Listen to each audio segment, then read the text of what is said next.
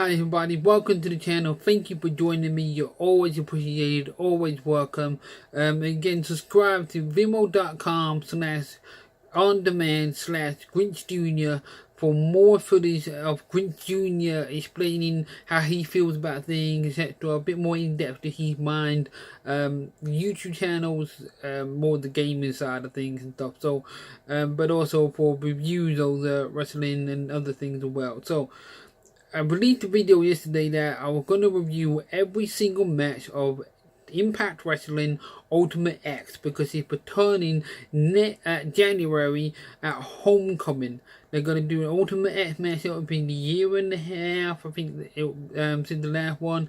I done number 1, the very first one, and number 2. Now this one is number 3. This is the third Ultimate X matchup that was May 26, 2004 on Weekly Pay-Per-View 96.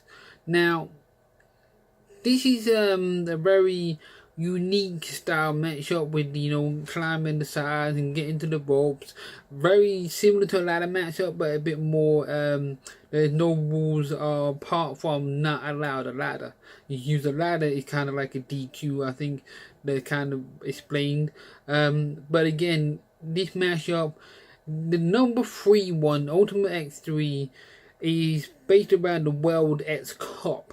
The World X Cup was put together with Team Mexico, Team Japan, there was Team UK that was eliminated, and the final 3 were Team USA, Team TNA, Team Canada, and Team Mexico. So you had Chris Sabin, Petey Williams, and Hector Garza.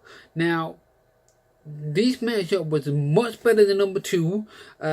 It wasn't bloody and botchy like number 1, sorry. It wasn't bloody and botchy like number 1, but this one felt better than number 2.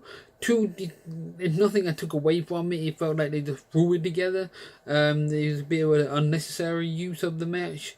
But this one felt right to determine a winner for the World X Cup.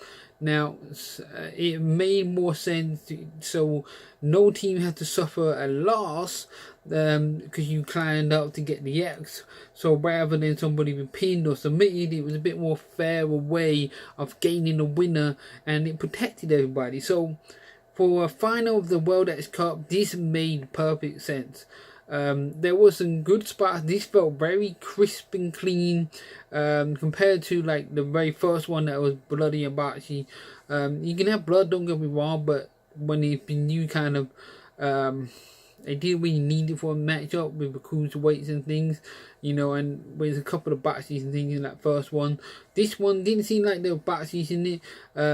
They very crisp, like they pre-planned it almost, like they went over it a lot more better than the other 2.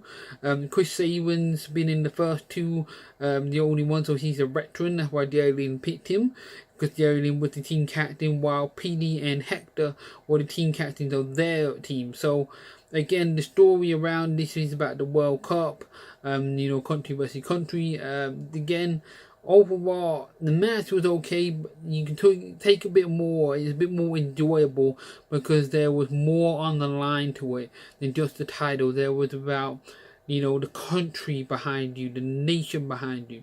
So again, the meaning to the match meant a lot more compared to the second one and the first one. Even though the title was on the line, the meaning wasn't there, the gel wasn't there. But this matchup, very crisp, very clean, and they did some good spots up, saving the Hector with chain wrestling at the start, and then Petey tried to climb the rope as a sneaky heel, which was good tactic work to put that in the match. I think Michael Shane did it a couple of times before, but to keep that in the flow within the people, it works. There was a good Hector does a German suplex while Sabin was going to do a German on Petey Williams, so it became a double German, which was a nice spot.